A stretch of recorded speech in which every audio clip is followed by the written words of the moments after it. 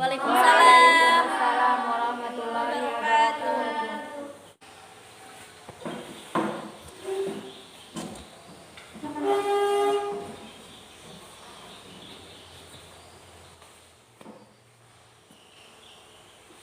Bismillahirrahmanirrahim. Assalamualaikum warahmatullahi wabarakatuh. Waalaikumsalam warahmatullahi wabarakatuh. Alhamdulillahirabbil alamin. Wassalatu wassalamu ala asrofil anbiya'i wal mursalin sayyidina wa maulana Muhammadin wa ala alihi wa sahbihi ajma'in, amma ba'du. Selamat pagi anak-anak. Selamat pagi, Pak. Alhamdulillah. Bagaimana kabar kalian hari ini? Alhamdulillah sehat. Alhamdulillahirabbil alamin. Semoga kita semua selalu sehat ya. Amin. Alhamdulillah, pada pertemuan kali ini insyaallah kita akan belajar kembali materi akidah akhlak FA. Terutama ini di kelas 12 ya. Alhamdulillah kita sudah masuk ke semester 2. Nah, jadi pada kesempatan ini Bapak ingin menyampaikan terkait dengan materi kita, insyaallah, yaitu materi yang berkenaan dengan ragam sikap tercela. Yaitu yang pertama itu adalah fitnah, hoax, adu domba, mencari kesalahan orang lain, dan juga ghibah. Ya, baik.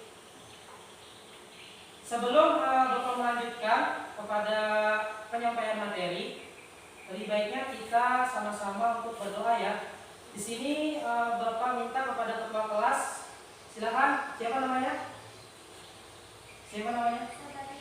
Silakan Sabaria untuk memimpin baca doa kita pada pagi hari ini.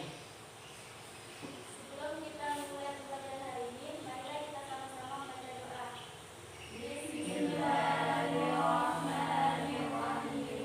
Allahumma inna nas'aluka an tusalliya wa tusallima ala sayyidina Muhammadin wa ala sayyidil anbiya'i wal mursalin wa ala alihi wa sahbihi ajma'in wa an tu'ammirna fatawakkalna wa nafa'alna bi qulubina ya mu'minin wa anta subhana wa tafa alaina wa tarzuqna wa rahmatana wa taghfir lana wa li jami'il muslimin ya Allah ya hayy ya qayyum la ilaha illa anta Allahumma 'allimna ma jahilna wa dhakkirna ma nasina inna ma la nafhamu zidna ilma wa alhikna bis salihin Rabbi ishrah li sadri wa yassir li amri wahlul 'uqdatam min lisani yafqahu qawli alhamdulillahi rabbil alamin.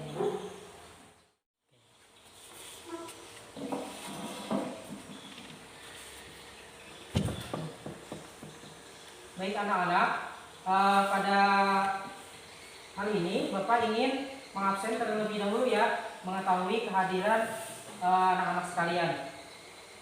Jadi di kelas 12 ini, semester kedua, terutama di kelas putri ya, di kelas putri. Jadi di sini Bapak ingin absen dulu. Yang pertama Sabaria, mana Sabaria? Hadir. Bagaimana kabarnya hari ini Sabaria? Alhamdulillah baik. Alhamdulillah. Rumah di mana? Rumah di mana? Di Jalan Biduri. Oh ya, Jalan Biduri. Jalan Biduri, oke, baik. Terima kasih Sabaria. Sehat-sehat selalu ya. Alhamdulillah. Selanjutnya Suwilan Ali. Hadir gitu. Iya, terima kasih Suwilan Ali. Di mana rumah? Di sana. Kabarnya kayak apa hari ini? Alhamdulillah baik. Alhamdulillah. Kemudian Bapak lanjutkan ya.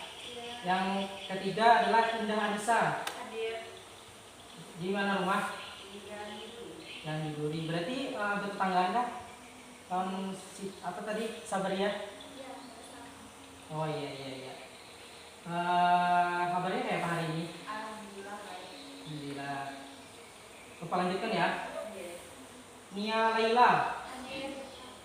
Bagaimana kabarnya hari ini? Alhamdulillah baik. Rumah di mana? Laila. Jalan Biduri. Oh, berarti sama ya, berdekatan ya. Ini terima kasih.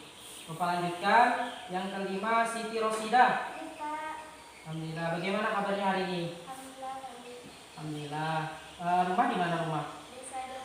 Di Jombang. Di mana itu ya? Di dalam sana kah? Di sawit-sawit sana ya? Oh iya terima kasih. Ya nggak apa-apa ya, kita santai di sini kita belajar. Terima kasih Siti Rosida. Bapak lanjutkan Siti Aisyah. Ya Siti Aisyah, bagaimana kabarnya hari ini? Alhamdulillah. Rumah di mana rumah? Oh, berarti dekat-dekat aja kan rumahnya ya. Nah, jadi bisa sambil belajar bareng gitu kan, diskusi bareng. Terima kasih. Yang terakhir Bapak absen Amelia. Kenapa Amelia di belakang duduknya? Silakan di depan Amelia. Enggak apa-apa, silakan di depan aja. Ya, terima kasih Amelia. Bagaimana kabarnya hari ini Amelia? Alhamdulillah. Rumah di mana? Jalan Biduri. Oh iya, terima kasih. Terima kasih kepada para siswi yang sudah hadir. Apakah hari ini ada yang absen atau sakit atau siapa? Ada yang kira-kira ada yang absen atau sakit atau halangan atau seperti apa? Ada tidak? Berarti hadir semua ya? Nah, alhamdulillah hadir semua. Jadi anak-anak Bapak sekalian, pada kesempatan ini kita akan belajar terkait dengan materi kelas 12 semester 2 ya. Sini. Baik, terima kasih anak-anak. Alhamdulillah pada hadir semua ya. Nah, alhamdulillah. Jadi di sini Bapak akan menyampaikan atau kita akan belajar terkait materi Akidah Akhlak kelas 12 semester 2, yaitu berkaitan tentang ragam sikap tercela. Yang pertama itu fitnah, hoaks, adu domba, mencari kesalahan orang lain dan Ghibah. ya, terima kasih. Nah, jadi yang pertama itu kita harus mengetahui tujuan pembelajaran kita. Mengapa di slide Bapak ini perlu kita tampilkan tujuan pembelajaran agar kita belajar, sistematika kita belajar sesuai dengan harapan atau tujuan yang kita capai. Nah, yang pertama itu tujuan pembelajaran kita yaitu menyadari bahaya dari fitnah dan berita bohong, yaitu hoaks, adu domba, mencari kesalahan orang lain dan gosip. Bagus.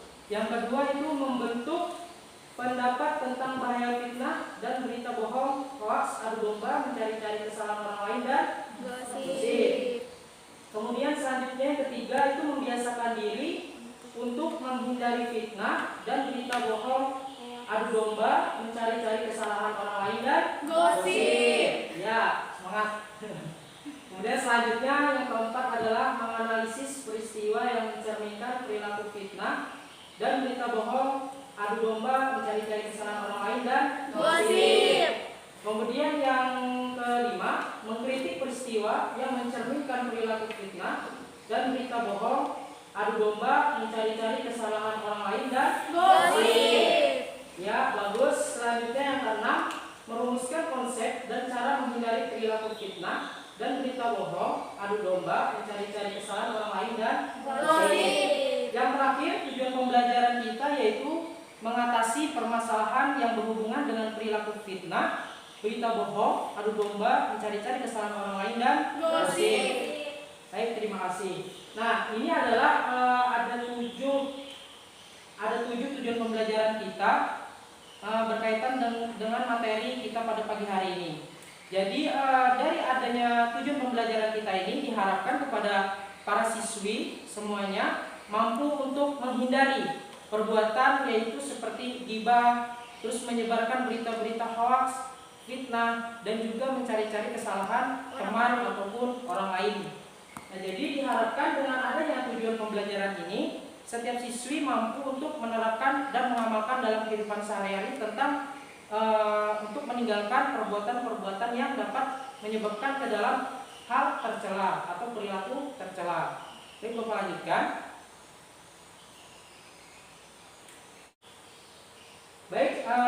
ada gambar. Siapa di sini yang bisa menjelaskan terkait dengan gambar tersebut? Silakan.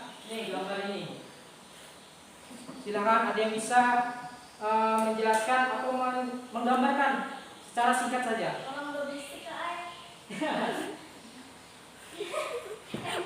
Bisa. Ya nggak apa-apa, kita santai aja, orang berbisik. Selain itu apa? Seperti tujuan pembelajaran kita tadi.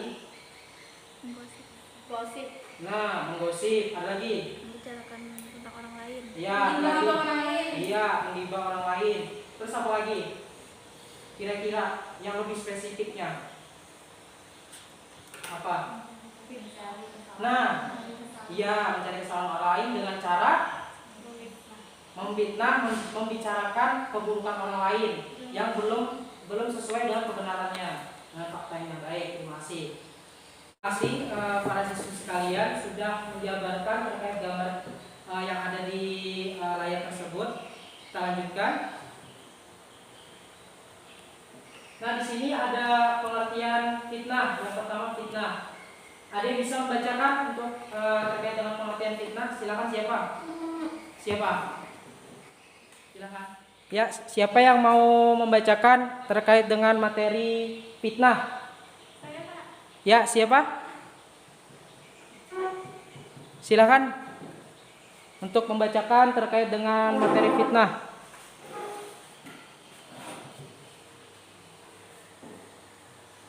Fitnah. Satu, pengertian fitnah. Pengertian fitnah merusak atau menjelek-jelekan orang lain dengan cara menuduh seseorang padahal ia tidak pernah melakukannya. Dalam Al-Quran ada sekitar 32 surah yang menyebutkan kata fitnah. Salah satunya pada surah Al-Baqarah ayat 191. Bismillahirrahmanirrahim. Wal fitnatu asyadu Minal qatl. Dan fitnah itu lebih besar bahayanya dari pembunuhan. Quran surah Al-Baqarah juz kedua 191 ayat. Ayat 109. Ya, terima kasih. Bapak lanjutkan ya. Nah, yang kedua, slide selanjutnya itu di dalam Al-Quran kata fitnah dapat dipahami dengan 3 kata, yaitu al-ibtalu, al-imtihanu, dan al-azab.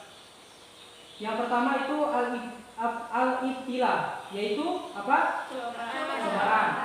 Nah, di sini Allah Subhanahu wa taala itu memberikan penjelasan dalam Al-Quran, dalam firman Allah Subhanahu wa taala berkaitan dengan kata fitnah. Yang pertama itu fitnah dapat dikategorikan sebagai bencana dalam konsep nikmat.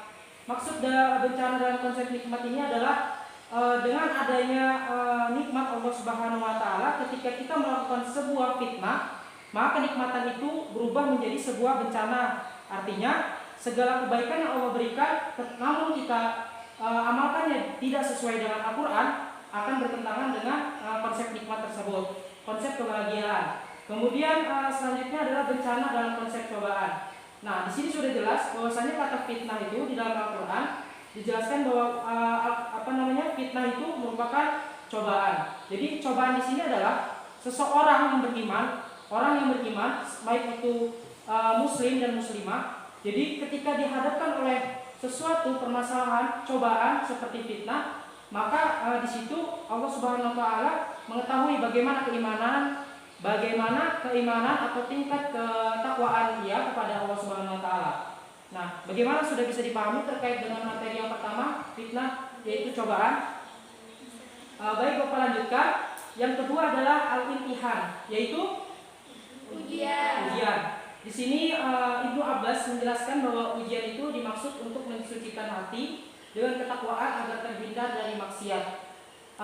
Ada yang bisa menjelaskan apa maksud itu? Apakah ada yang bisa menjelaskan terkait pendapat daripada Ibnu Abbas?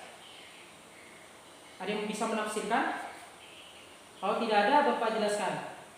Nah, jadi Ibnu Abbas itu menjelaskan bahwa ujian dimaksud untuk mensucikan hati dengan ketakwaan agar terhindar dari maksiat. Maksudnya dari sini adalah bahwasanya dengan adanya kata fitnah tersebut, sebagai umat muslim, orang yang beriman kepada Allah Subhanahu wa taala, hendaknya ia dapat menghindari daripada perbuatan fitnah. Dengan apa? Dengan tujuan agar mensucikan hati dengan ketakwaan yang begitu baik kepada Allah Subhanahu wa taala, yaitu agar terhindar dari sifat maksiat. Mengapa? Karena fitnah itu termasuk dari perbuatan tercela. Perbuatan tercela itu masuk daripada perbuatan maksiat. Nah, di sini sudah jelas. Kemudian Bapak lanjutkan. Al-azab yaitu siksa. Siksa adalah penderitaan atau kesengsaraan sebagai hukuman atas perilaku yang telah diperbuat. Nah, maksud fitnah di sini masuk ke dalam azab adalah ketika seseorang yang melakukan perbuatan tercela, terutama fitnah ya. Karena apa? Ada yang tahu kan fitnah itu lebih kejam daripada pembunuhan. Nah, jadi sudah diistilahkan dari para pendapat ulama juga bahwasanya fitnah itu lebih kejam. Mengapa? Karena fitnah tersebut dapat merusak keharmonisan hubungan antara manusia dan Allah Subhanahu wa taala. Misalnya seperti ini. Para siswi dengan siswi yang lainnya kemudian membicarakan keburukan atau menjelek-jelekan orang lain. Misalnya temannya.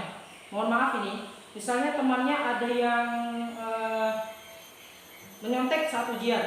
Nah, kemudian karena itu belum betul dengan adanya fitnah tersebut, ia menyebarkan kepada teman-teman yang lain, sehingga sehingga memicu kepada pendapat atau pandangan-pandangan teman-teman yang lain. Oh, si itu menyontek satu ujian, pantas saja nilainya lebih bagus daripada kita. Oh, si itu menyontek saat ujian, pantas saja dia tidak mau membagi kepada teman-teman yang lainnya, diam-diam saja supaya nilainya lebih bagus sendiri. Nah, banyaknya pendapat-pendapat maupun pandangan-pandangan tersebut akan menimbulkan kepada kesengsaraan daripada hubungan manusia dan juga Allah Subhanahu wa taala.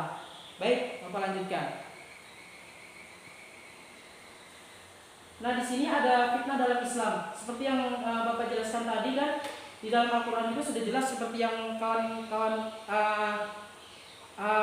siswa-siswi tadi bacakan. Nah, itu kan mengenai fitnah dalam Islam. Di sini Islam itu melarang perbuatan fitnah. Karena apa? Karena akan menimbulkan ketidakharmonisan antara sesama. Seperti yang Bapak jelaskan tadi. Akan menimbulkan ketidakharmonisan atau hubungan antara sesama.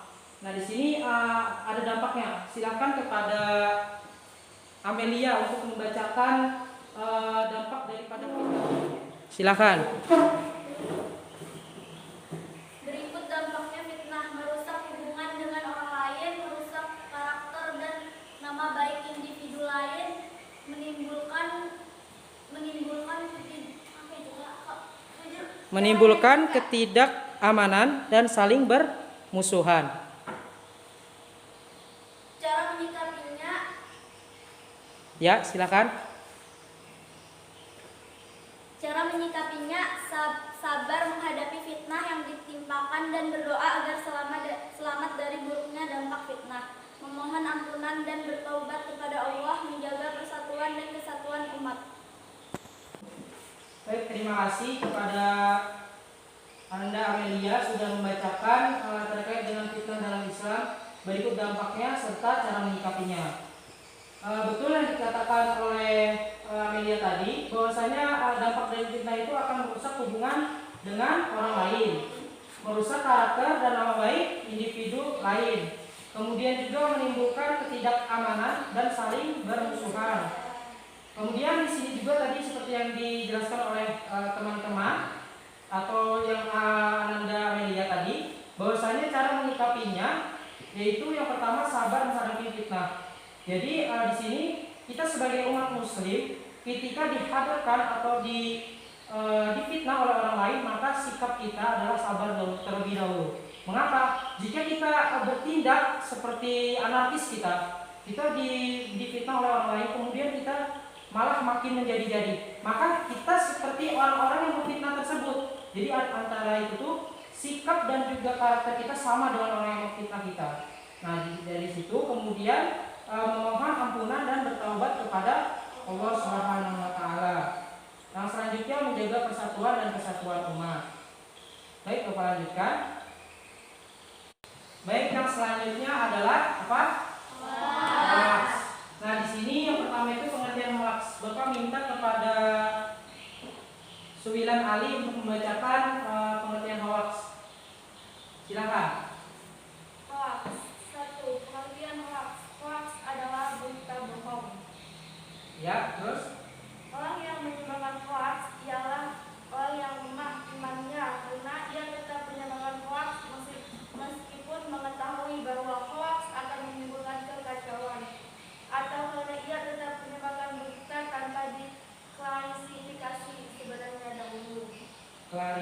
konfirmasi kebenarannya dahulu. Nah, di sini ada juga penjelasan atau firman Allah Subhanahu wa taala dalam Quran surah Al-Ahzab. Siapa yang membacakan? Ada yang membacakan? Jadi Bapak aja yang bacakan ya. Nah, sini A'udzubillahi minasyaitonirrajim. Bismillahirrahmanirrahim. La illam yantahil munafiquna walladzina fi qulubihim maradun wal murjifuna fil madinati tughribanaka bihim thumma la yujawirunaka fiha illa qalila. Shadaqallahul azim. Silakan bacakan artinya. Sesungguhnya jika tidak berhenti orang munafik, ke orang yang berpenyakit dalam hatinya, dan orang yang menyebarkan kabar bohong di Madinah, dan menyakitimu. Niscaya kami perintahkan kamu atau mereka, kemudian mereka tidak menjadi tetanggamu di Madinah, melainkan dalam waktu yang sebentar. Quran Surah Al-Ahzab ayat 6. ayat 60. Ya, terima kasih 9 kali sudah membacakan terkait pengertian hoax. Bapak lanjutkan. Hoax dalam agama Islam. Islam itu melarang menyebarkan berita yang belum terbukti kebenarannya. Karena apa? Karena akan menimbulkan fitnah di mana-mana. Hoax akan menjadikan seseorang menjadi tidak dipercaya lagi di masyarakat. Di sini ada juga bahayanya hoax. Nah, hoax tadi apa? Berita bohong. Ya, berita bohong atau menyebarkan berita yang tidak benar dan tidak sesuai dengan fakta yang ada. Nah, di sini ada bahaya hoax. Yang pertama, menyebabkan kepanikan masyarakat. Tentu ya, ketika kita menyebarkan sesuatu hal yang belum benar adanya, kemudian kita sebarkan, maka akan membuat kisruh di masyarakat, membuat tidak nyaman di lingkungan masyarakat. Kemudian meretaknya hubungan masyarakat, seperti kasus-kasus yang sudah terjadi ya, misalnya terkait dengan adanya COVID. Oh, bahwasanya COVID itu tidak benar, penyakit COVID itu tidak ada. Kemudian ada juga pendapat dari yang lain, COVID itu memang ada. Nah, karena adanya kisruh atau pendapat-pendapat yang lain akan menimbulkan pendapat-pendapat yang memang belum benar adanya. Nah, bagaimana cara menyikapinya? Nah, di sini cara menyikapinya itu mencari informasi kan, yang kedua itu mencari informasi terlebih dahulu, yaitu dengan cara apa? Misalnya kita browsing atau kita menanyakan kepada orang-orang yang ahli di dalam bidang atau di dalam penanganan COVID. Kemudian bahaya hoax juga dapat membuang waktu dan harta dengan sangat sia-sia. Di sini membuang waktu, sia-sia saja kita hanya menyebarkan berita hoax tidak benar adanya. Kemudian kita juga dibenci oleh Allah Subhanahu wa taala. Sudah jelas ya bahwasanya bahaya hoax ini sangat berbahaya terhadap karakter masyarakat atau terhadap karakter umat muslim di dunia. Kemudian bagaimana cara menyikapinya? Yang pertama itu meningkatkan ketaatan kepada Allah Subhanahu wa taala. Kemudian yang kedua mencari informasi.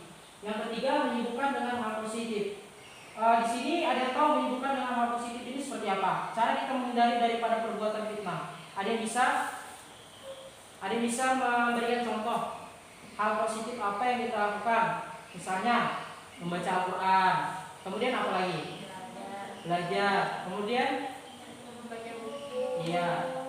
Ya, mungkin cukup ya. Jadi banyak hal-hal positif yang dapat kita lakukan untuk menghindari daripada perbuatan hoax atau fitnah. Dan selanjutnya, Adu domba. ya betul, adu domba. Bapak minta kepada Indah Anissa untuk membacakan terkait dengan pengertian adu domba sampai kepada pendapat Imam Al-Ghazali ya. Silakan. Saya adu domba. Adu domba disebut dengan namimah, yaitu berselisih antara pihak yang sepaham.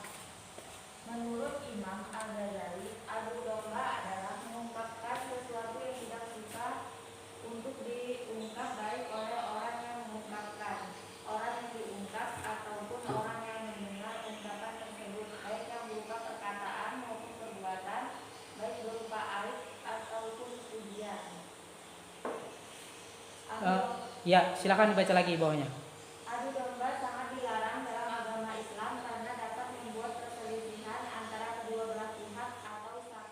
kasih kepada Indah Anissa tadi ya yang sudah membacakan terkait dengan pengertian adu domba. Sini Bapak akan membacakan daripada hadis riwayat Muslim. Rasulullah Shallallahu Alaihi Wasallam bersabda dari Abdullah bin Mas'ud, sesungguhnya Muhammad berkata, maukah kuberitahukan kepada kalian apa itu al-adu?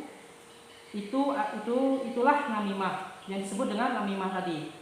Adalah perbuatan menyebarkan berita untuk merusak hubungan di antara sesama manusia. Kemudian sikap adu domba itu bertujuan untuk merusak hubungan manusia di mana hubungan baik akan berubah menjadi buruk. Perselisihan akan kerap terjadi dan saling mengejek ataupun menghina akan semakin marak diucapkan. Kemudian juga di sini ada pendapat para ulama. Imam Nawawi berkata, para ulama menjelaskan namimah adalah menyampaikan perkataan seseorang kepada orang lain dengan tujuan merusak hubungan di antara mereka. Baik, Bapak lanjutkan. Di sini adu domba dalam agama Islam. Islam itu sangat melarang umatnya melakukan adu domba. Karena apa? Karena dapat menghancurkan hubungan yang sudah terbangun kokoh. Sehingga perintah untuk saling mengenal dan saling berbuat baik akan ditinggalkan. Di sini ada dampak negatif adu domba. Siapa yang mau membacakan? Siti Rosida silakan untuk bacakan dampak negatif adu domba. Mendapat siksa dan dosa, Ya, mendapat siksa dan dosa. merupakan hamba yang buruk, menimbulkan sikap saling membenci. Ya, terima kasih Siti Rosida. Di situ ada hadis riwayat mau membacakan hadis riwayat Bukhari dan Muslim. Gak ada ya, jadi Bapak bacakan ya. Baik, di sini hadis riwayat Bukhari dan Muslim. Bismillahirrahmanirrahim. An Hudzaifah qala Rasulullah sallallahu alaihi wasallam la yadkhulul jannah nama'un.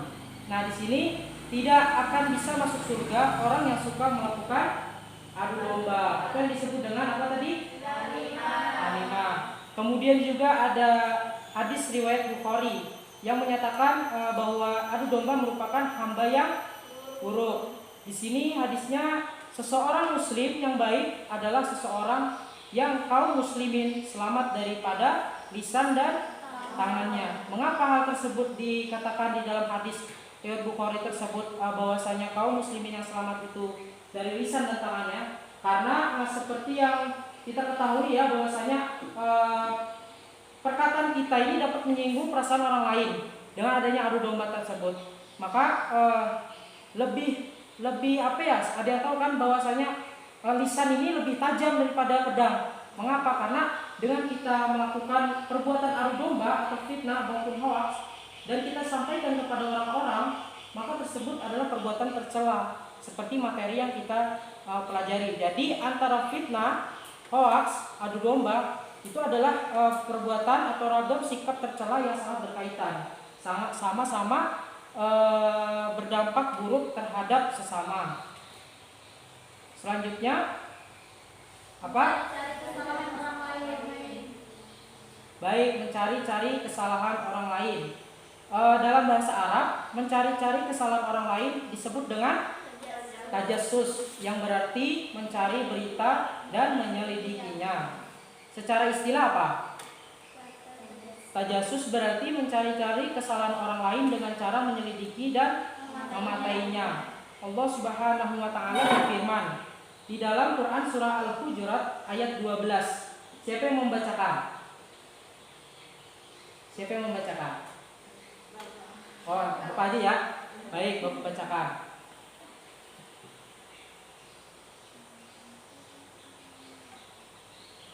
A'udzu billahi minasy syaithanir rajim. Bismillahirrahmanirrahim. Ya ayyuhalladzina amanu ijtanibu katsiran minadh-dhanni inna ba'dadh-dhanni ismun wa la tajassasu wa la yaghtab ba'dukum ba'dha ayuhibbu ahadukum an ya'kula lahma akhihi mayta fakarihtumuhu wattaqullaha Innallaha tawwabur rahim. Shadaqallahul azim. Silakan dibacakan Nia Laila untuk membacakan artinya. Hai orang-orang yang beriman, Jauhilah kebanyakan purbasangka atau kecurigaan ya. karena sebagian dari purbasangka itu dosa. Dan janganlah mencari-cari keburukan. Silakan maju, silakan maju.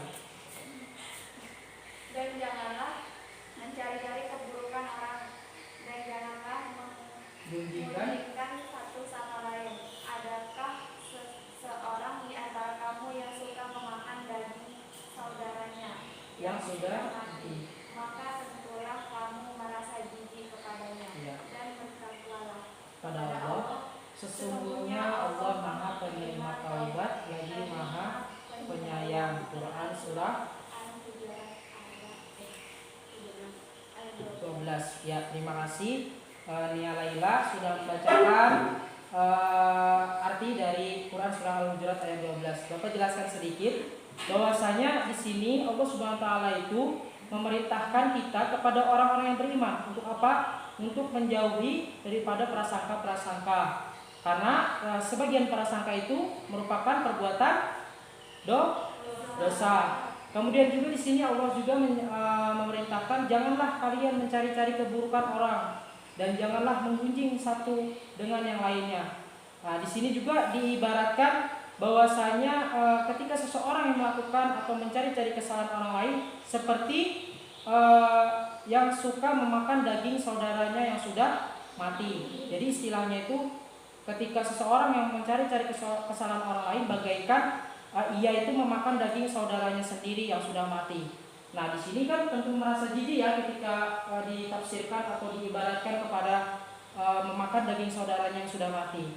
Nah, akan tetapi di sini juga Allah menjelaskan bahwasanya Allah itu Maha Penerima Taubat, lagi Maha Penyayang. Jadi ketika kita melakukan perbuatan atau kita hilaf melakukan perbuatan tercela, selain daripada hal ini mencari-cari kesalahan orang lain, baik itu fitnah, menggibah, nah maka kita harus segera bertaubat. Kenapa? Karena Allah itu Maha memberi taubat kepada hambanya.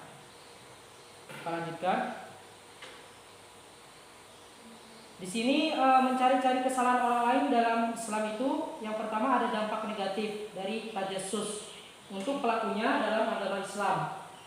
Ada yang bisa membacakan? Yang pertama itu apa? Dampak negatifnya? Ya, dilaknat oleh Allah Subhanahu wa taala. Kemudian hubungan harmonis akan menjadi hancur. Ya, kemudian juga telinganya akan dituangkan cairan tembaga di hari kiamat. Dan di sini juga ada hadis riwayat Bukhari. Barang siapa yang menguping omongan orang lain sedangkan mereka tidak suka kalau didengarkan selain mereka, maka pada telinganya akan dituangkan cairan tembaga pada hari kiamat. Hadis riwayat Bukhari. Nah, di sini sangat ngeri ya tentunya kalau kita sering melakukan perbuatan-perbuatan ini. Mengapa? Di sini sudah jelas hadis riwayat Bukhari. Hadis ini hadis yang sahih ya, bukan hadis yang maudhu. Artinya hadis ini hadis yang memang benar-benar sudah jelas nyata adanya. Nah, kemudian ada juga caranya ini untuk menghindari perbuatan mencari-cari kesalahan orang lain. Dapat melakukan beberapa upaya berikut ini. Yang pertama adalah belajar berprasangka baik. Nah, belajar berprasangka baik ini bukan hanya terhadap sesama manusia ya, baik itu sesama Allah. Misalnya seperti ini, kok hari ini hujan, terus nanti kok panas ya, kenapa nggak hujan? Nah, itu tuh sama saja kita berprasangka buruk terhadap Allah Subhanahu Wa Taala. Artinya kita tidak mensyukuri apa yang diberikan oleh Allah Subhanahu Wa Taala. Kemudian kepada sesama manusia nih, nah, belajar berprasangka baik. Jadi kita ketika kita melihat teman kita seperti apa ya contohnya ya, ada yang bisa mencontohkan nggak perilaku belajar berprasangka baik terhadap teman? Misalnya teman itu hafalan Al-Quran misalnya ya, nah hafalan Al-Quran, kemudian dia itu menutup matanya. Tetapi kita melihatnya, oh dia itu matanya itu masih bisa melihat hafalannya di bawahnya misalnya. Nah, itu adalah perbuatan buruk. Tetapi kalau kita tafsirkan ke dalam belajar berprasangka baik kepada teman kita itu tadi, maka oh berarti dia itu ingin fokus supaya matanya tidak melihat kepada Al-Qur'annya. Jadi ia ingin belajar fokus untuk menghafalnya. Jadi dengan cara menutup matanya. Nah, itu adalah perbuatan berprasangka baik kepada teman. Kemudian selanjutnya lebih mementingkan introspeksi diri daripada mengurusi urusan orang lain. Di sini sangat penting ya. Misalnya seperti ini. Misalnya nih, untuk siswinya buat apa sih katanya? Membuka ini pakai kerudung. Kalau misalnya dia masih sering memfitnah orang, masih sering membicarakan orang lain. Nah, itu adalah pandangan yang sangat salah ya. Bahwasanya jilbab atau kerudung itu bukan menjadi patokan bahwasanya ia itu baik atau tidaknya. Karena apa? Itu sudah kewajiban ya. Baik itu sikapnya kita tidak tahu. Siswi atau para perempuan itu yang membuka aurat. Nah, kita tidak tahu. Jadi kita di sini fokus terhadap diri kita sendiri. Oh, mungkin itu belum diberikan hidayah oleh Allah Subhanahu wa taala sehingga ia membuka aurat. Nah, jadi kita tuh harus mendoakan. Nah, di sini juga mengimplementasikan kepada kita ketika kita melihat teman kita yang membuka aurat di jalan, kemudian misalnya pacaran misalnya ya. Kita melihatnya misalnya pelukan atau apa segala macam. Misalnya di berduaan di mana. Nah, kita itu tidak perlu kita terlalu anarkis sok-sokan misalnya kita mendakwahkan atau menasihati dengan cara yang tidak baik. Nah, maka kita cukup mendoakannya saja dari jauh. Nah, seperti itu. Nah, jadi artinya kemudian kita introspeksi diri juga kepada kita. Mungkin kita juga banyak kesalahan, banyak aib-aib kita yang sama Allah Subhanahu wa taala itu ditutup. Sehingga kita juga harus berintrospeksi terhadap diri kita sendiri. Kemudian selanjutnya boleh curiga dengan adanya bukti, tapi tidak patut berlebihan. Misalnya ini kita kehilangan handphone misalnya di kelas misalnya, ada yang bawa handphone, kemudian kan handphonenya disimpan. Nah, kemudian kita curiga terhadap teman kita. Nah, di sini boleh kita curiga dengan adanya bukti. Misalnya di pojok sana ada CCTV misalnya. Nah, kita bisa menampilkan CCTV, kita bawa ke guru BK misalnya, ke bagian kepala sekolah.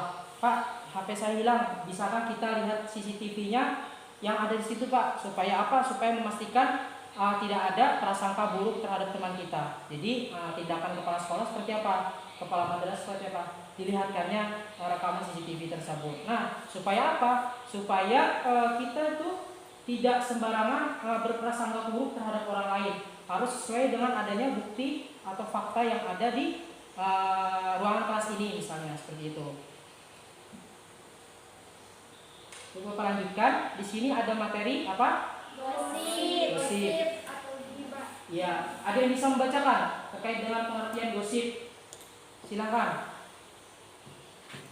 Bapak minta kepada Sabariyah. Silakan Sabariyah. Gosip atau ghibah berarti membicarakan keburukan orang lain. Gaba tersembunyi dari mata. Secara istilah, ghibah adalah sesuatu pembicaraan dengan ketiadaan orang yang dibicarakan dan objek. Pembicaraan tentang kekurangan atau aib seseorang dan orang tersebut tidak rela dengan pembicaraan itu. Ya, terima kasih Sabariyah sudah membacakan terkait dengan pengertian ghibah. Jadi ghibah ini sudah jelas ya, bahwasanya ghibah berarti membicarakan keburukan orang lain. Nah, di sini ghibah ini terjadi sembunyi-sembunyi, artinya seseorang yang dibicarakannya itu tidak mengetahui. Misalnya ada perempuan misalnya, dua perempuan membicarakan temannya yang lain, tetapi teman yang lain itu tidak mengetahui kalau dia itu dibicarakan oleh dua temannya itu. Nah, jadi ini adalah perbuatan ghibah. Nah, secara istilahnya juga bahwasanya ghibah itu perbuatan atau sesuatu pembicaraan dengan ketiadaan orang yang dibicarakan dan objek. Seperti yang Bapak jelaskan tadi. Jadi orang itu tidak ada di situ. Misalnya kalau kita membicarakan orangnya tapi orangnya ada di depan, nah itu bukan daripada ghibah itu ya. Bisa aja itu mencari-cari kesalahan orang lain. Itu sih itu tuh seperti ini, misalkan itu mencari-cari kesalahan orang lain. Tapi ghibah di sini adalah orang itu tidak ada tapi kita bicarakan. Seperti itu. Baik, Bapak lanjutkan aja ya. Mungkin langsung ke artinya aja.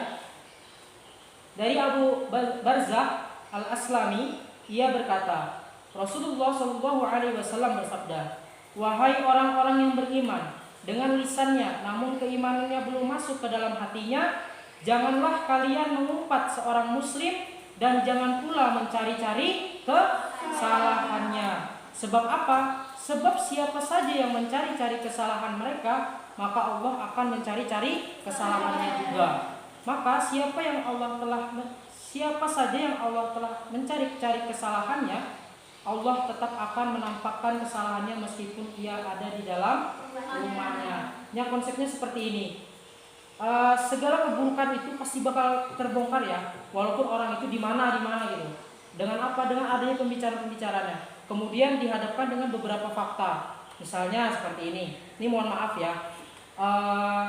Misalnya ada seorang lelaki yang ketahuan mencuri handphone temannya.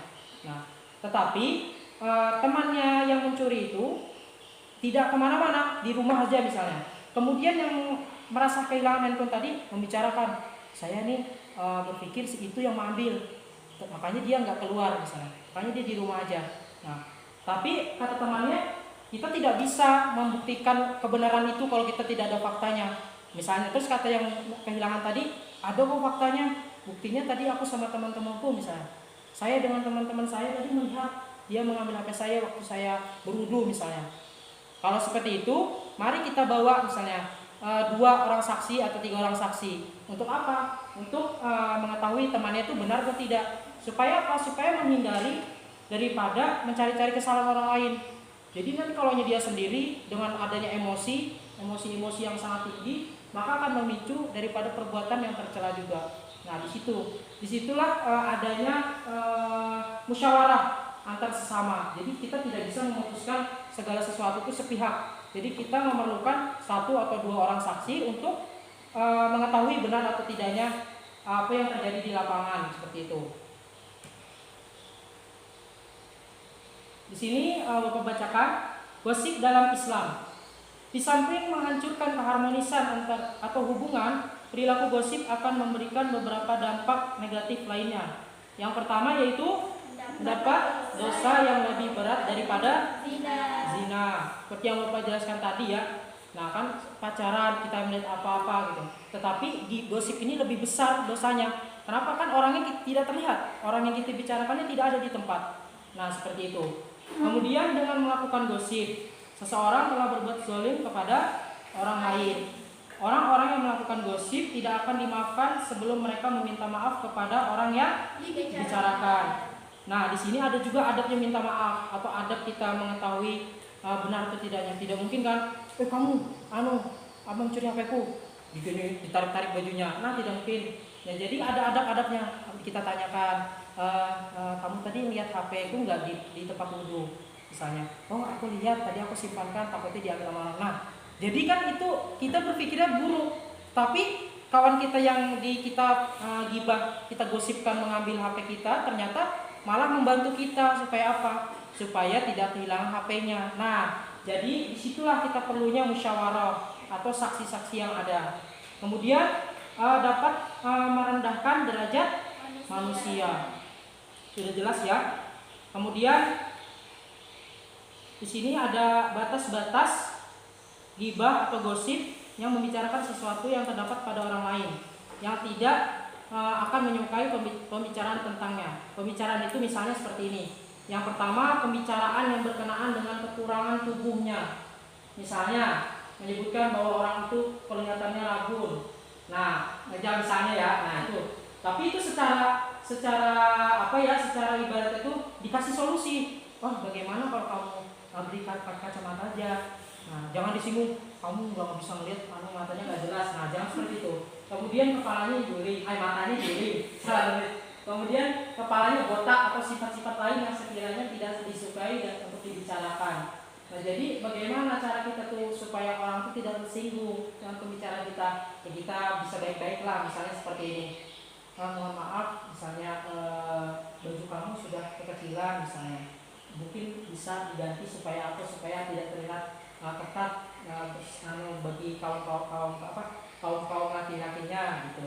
Oh iya, terima kasih. Pasti kan positif tuh. Nah, tapi kalau kita, baju kamu ketat, kamu gak ajaib kan? Nah, itu adalah perbuatan yang dapat memicu permasalahan. Jadi timbul pembicaraan atau mencari-cari kesalahan orang lain. Kamu juga seperti ini, kamu seperti ini. Nah, itu adalah perbuatan daripada gosip itu tadi. Jadi kita harus bisa melihat situasi, kondisi, serta perasaan daripada lingkungannya. Kemudian pembicaraan yang berkenaan dengan keturunan.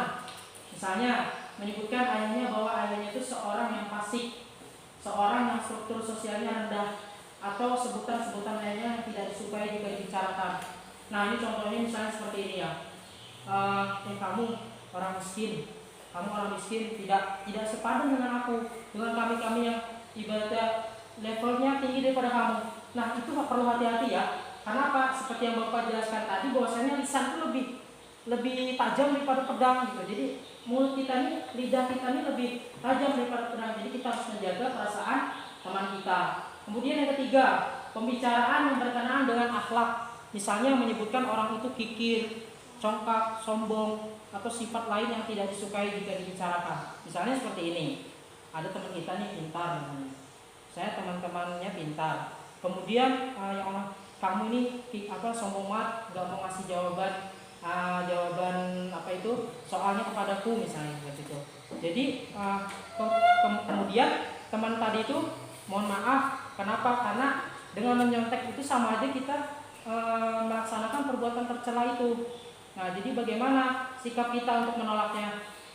Mohon maaf, mungkin jawaban saya atau jawaban aku belum sempurna gitu kan. Jadi ibaratnya di sini kita masih sama-sama belajar. Ada kalanya kamu jawab pertanyaan soal kamu saja dan aku jawab soalku saja. Supaya apa? Supaya menghindari daripada perbuatan tercela seperti menyontek itu tadi. Nah, ketika kita melakukan menolaknya dengan hal itu, tentu kawan kita lebih paham terhadap kita gitu.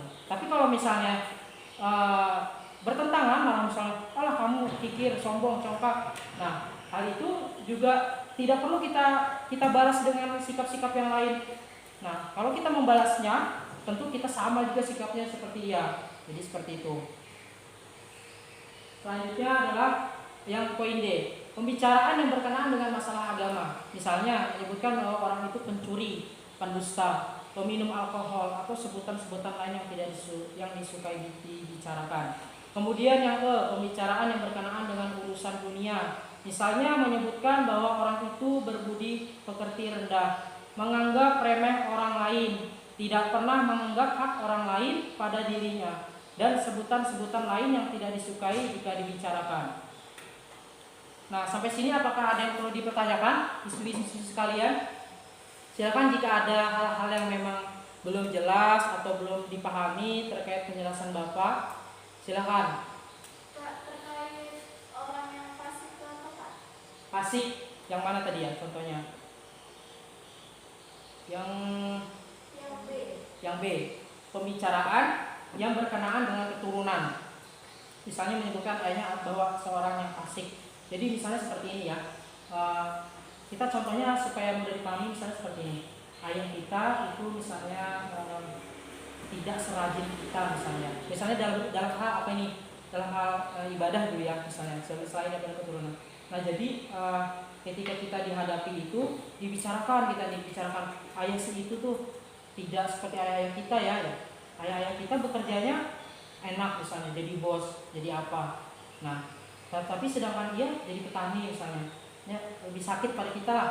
Nah, itu tuh memicu daripada gosip. Jadi belum tentu kan itu halnya betul. Lihat saja misalnya penampilannya itu seperti itu. Tentu ia pekerjaannya tidak layak seperti ayah kita. Nah, di situ belum benar ya. Siapa tahu kan ya sikapnya sederhana. Kita tidak tahu loh ya. Orang yang berpenampilan sederhana itu bahkan lebih mulia di sisi Allah. Jadi kita tidak tahu. Nah, seperti itu. Kalau kita lihat daripada keturunan, itu misalnya seperti ini ya misalnya.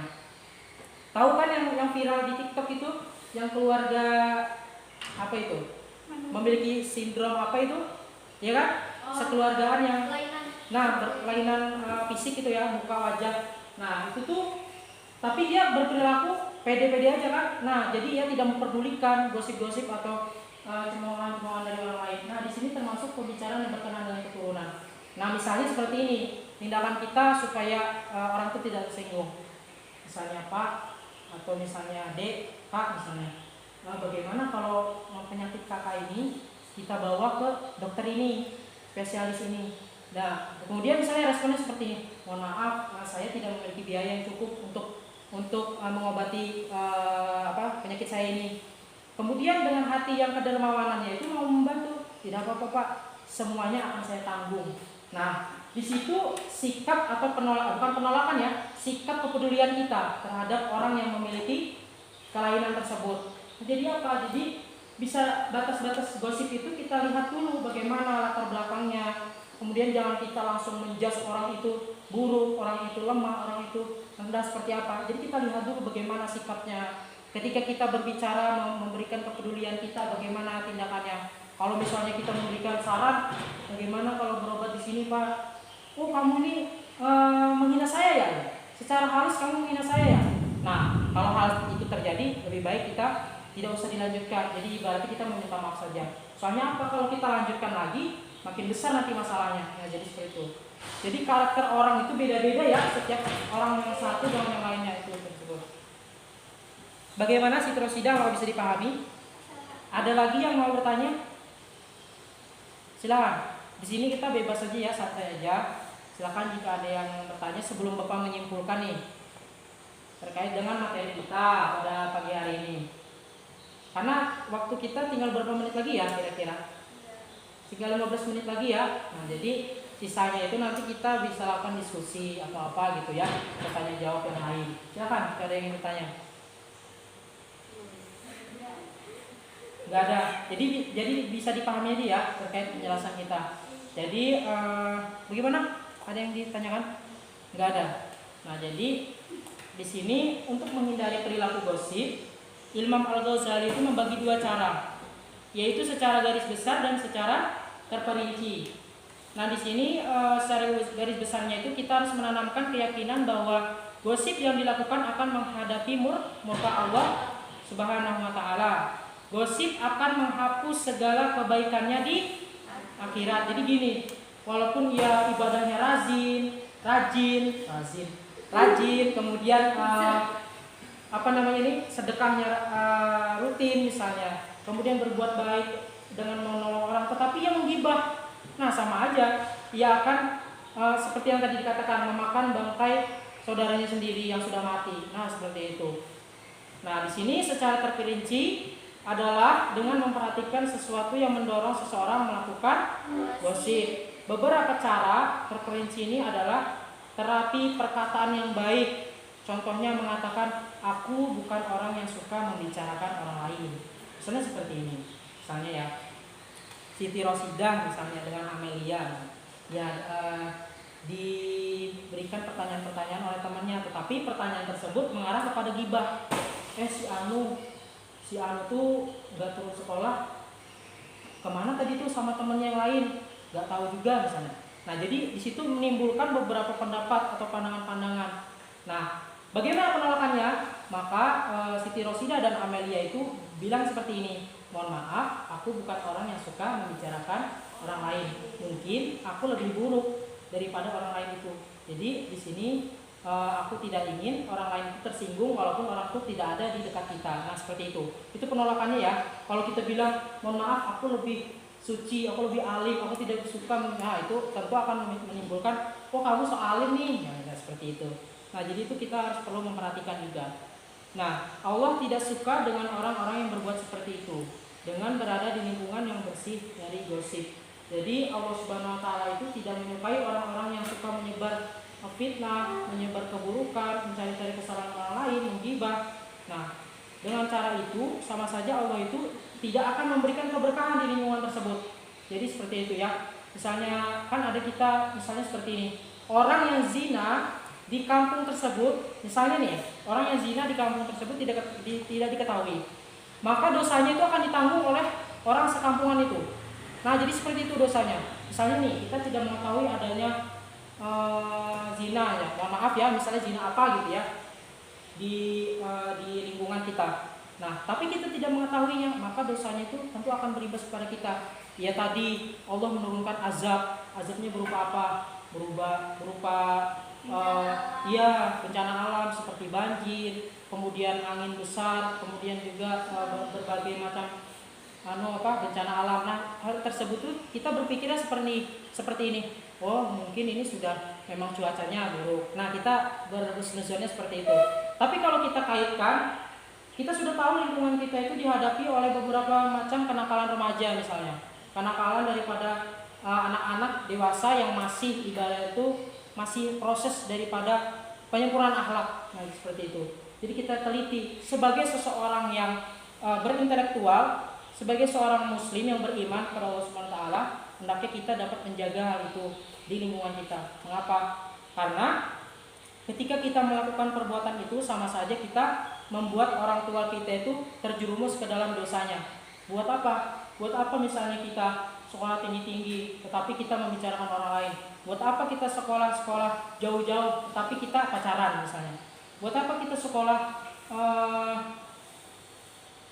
lebih tinggi lagi misalnya ke perguruan tinggi atau sekolah-sekolah pondok pesantren, tetapi perlakuan kita di pondok pesantren tidak mencerminkan santriwati. Nah, itu adalah perbuatan yang sangat berbahaya. Jadi alangkah baiknya sebelum kita membicarakan orang lain, memikirkan atau mencari-cari kesalahan orang lain, ada kalanya kita introspeksi diri terlebih dahulu. Oh, aku ini mungkin dilihat orang memang bagus, perbuatanku bagus dilihat orang, tapi aku sadar kalau perbuatanku ini yang buruk di hadapan Allah. Nah, disitulah ketika seseorang sudah mengakui kesalahan dan introspeksi diri, insya Allah pintu hidayah dari Allah Subhanahu wa taala akan terbuka kepada orang tersebut. Nah, sehingga seorang yang memiliki sifat itu bertobat kepada Allah Subhanahu wa taala dengan taubatan nasuha, taubat yang benar-benar memang taubat, tidak ingin mengulanginya kembali. Insya Allah seseorang yang seperti itu akan menjadi pribadi yang lebih baik di dalam kehidupan sehari-harinya. Nah, jadi seperti itu ya anak-anak ya. Bagaimana, apa bisa dipahami terkait dengan kesimpulan tadi? Jadi fitnah, membicarakan yang memang bukan benar, kemudian ghibah, membicarakan keburukan orang lain, kemudian juga hoax, menyebarkan berita-berita yang belum benar, kemudian mengadu domba teman atau apa-apa yang memang belum, ketidakpuasan kita nih melihat teman kita sukses misalnya, melihat teman kita pintar, kita malah mencari-cari kesalahan orang lain. Nah, jadi seperti itu ya. Nah, dengan harapan kita terutama untuk Bapak pribadi agar kita dapat berperilaku, yaitu mencerminkan perilaku tauladan kepada Nabi Muhammad SAW. Jadi kita sebaik-baiknya tauladan adalah beliau ya, Nabi Muhammad SAW. Kita meniru perilakunya baik kepada teman, pada sahabat kita, kepada orang tua, kepada guru kita. Nah, disitulah cerminan perilaku yang baik kepada Allah Subhanahu wa taala, kepada sesama manusia. Bagaimana? Apakah ada lagi yang mau ditanyakan nih sebelum Bapak tutup? Tidak ada. Nah, jadi pesan Bapak itu ya tetap semangat dalam menuntut ilmu, kemudian juga tidak mencari-cari kesalahan kita, tidak mencari-cari kesalahan orang lain, serta menghindari juga nih perbuatan fitnah, menghibah, dan juga perbuatan-perbuatan tercela lainnya. Kemudian semoga juga Allah Subhanahu wa taala selalu memberikan pintu hidayah kepada kita, taufik serta rahmatnya yang baik kepada kita, sehingga kita menjadi insan yang beriman, berakhlakul karimah, sehingga kita dapat diselamatkan daripada siksa kubur serta meninggal dalam keadaan husnul khotimah. Amin amin ya rabbal alamin. Baik, karena materi kita sudah selesai ya penyampaiannya, mungkin Bapak ingin memberikan soal ini 2 soal aja. Nah, nanti ini kan ada berapa nih, ada 7 siswi nih ya, jadi Bapak bagi ke dalam 2 kelompok. Yang pertama itu Sabariyah, Suwilan Ali, dan Indah Anissa, itu kelompok 1. Kemudian kelompok 2 Nia Laila, Siti Rosida, Siti Aisyah, dan Amelia, itu kelompok 2. Nah, jadi soalnya itu seperti ini. Cermati perilaku yang ada di lingkungan sekitar siswi sekalian. Misalnya cermati perilakunya seperti apa. Misalnya nih, mohon maaf, ada yang keluar perjalanan di jalan-jalan tidak pakai baju misalnya. Nah, cermati hal tersebut baik atau tidak, itu contoh. Nah, kemudian membuka aurat misalnya ya. Membuka aurat dalam artian itu sengaja mengumbar-umbar aurat kepada misalnya kepada lawan jenisnya. Nah, seperti itu. Kemudian Bapak minta tolong juga soal yang kedua adalah memberikan satu buah ayat Al-Quran yang berkaitan tentang fitnah, ghibah, adu domba, membicarakan orang lain, dan juga ghibah. Nah, pilih salah satu saja. Jadi ayatnya itu nanti ditulis ayat Al-Qurannya, kemudian terjemahnya, dan juga kandungan surahnya. Nah, seperti itu. Nah, apakah bisa dipahami? Ya, alhamdulillah. Jika ada hal-hal yang memang belum jelas, insya Allah kita lanjutkan di pertemuan selanjutnya ya, dengan Bapak, dengan materi selanjutnya. Jika ada hal-hal yang memang belum jelas, silakan nanti dipertanyakan kembali. Sebelum Bapak tutup, marilah kita sama-sama membaca hamdalah. Alhamdulillahirrahmanirrahim. Sebelumnya juga Bapak mohon maaf apabila dalam penyampaian materi, pembawaan atau kegiatan pembelajaran terdapat banyak kesalahan, kekhilafan, baik itu dalam perkataan maupun perbuatan Bapak. Bapak mohon maaf yang sebesar-besarnya. Minta halal, minta ridho. Wabillahi taufiq wal hidayah. Assalamualaikum warahmatullahi wabarakatuh. Waalaikumsalam.